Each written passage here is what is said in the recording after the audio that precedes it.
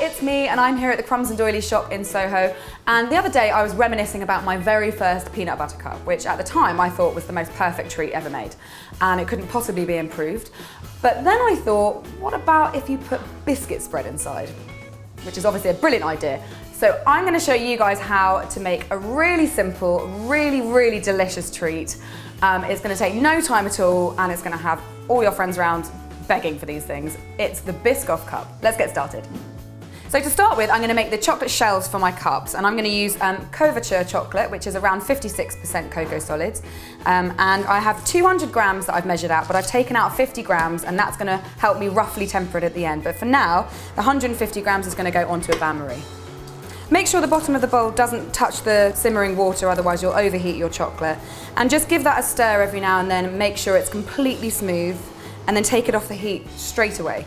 Once it's off the heat, take your little bowl of 50 grams of chocolate and just add it to that melted chocolate and stir that around until that's all melted as well. What we're doing here with the cold chocolate is a kind of rough temper. It's not official tempering, but it does give you a really good snappy result with your chocolate. Once that's done, you need to put it into a small piping bag and then snip the end off with a pair of scissors.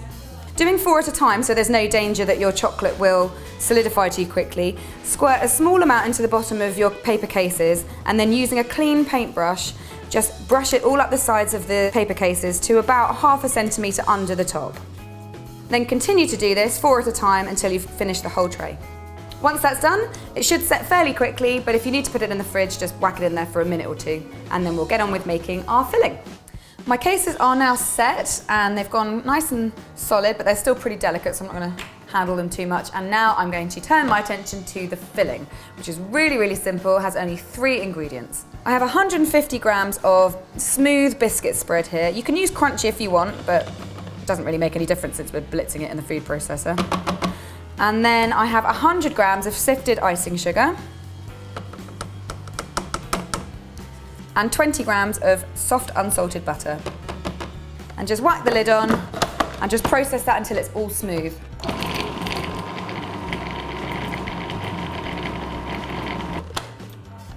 Right, that's looking brilliant. It's gone to a kind of smooth paste. So now I'm just going to use a teaspoon to scoop up about ½ a teaspoon's worth and just pop them in each of my cases. And just press them in using the back of the spoon. So what you're looking to do is to fill your cases to just under the level of where the chocolate is, so about 1 millimetre or 2.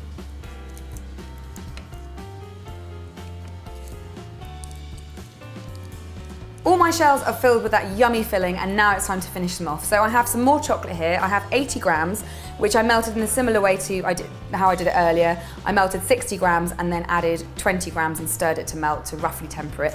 So now I'm just gonna squirt onto each one, and I'll level that off with a spoon as well. And once you've done a couple, just before they set, grab a lotus biscuit and just take a little piece off and just sprinkle some crumbs in the middle of your cases. And then just keep going with the rest of your cups. Right, that's them all finished. So now I'm just gonna leave those to set for about a minute in the fridge, clear the decks, and then I'm gonna come back and eat them. So how easy was that?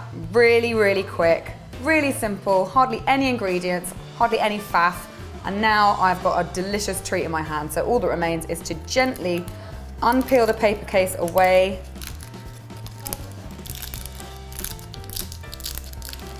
And look at that. How cool is that? A really cute little buttercup made with biscuit spread, and it's definitely time to try this thing.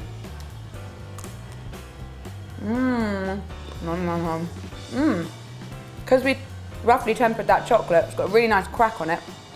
And then look at that filling, really smooth. And the bitter chocolate really goes well with the nice sweet biscuit spread inside. That is delicious. So give these a go. They're really great for parties, really good for gifts, and really great if you just want a sweet treat and you don't want to have to wait for ages to get one. And if you do make them, please tag me in your Instagrams and tweets while using the hashtag Cupcake Jemma. And don't forget, you can subscribe to my channel by clicking on the link at the end. I will be back next week with another recipe for you guys, so I'll see you then. Bye.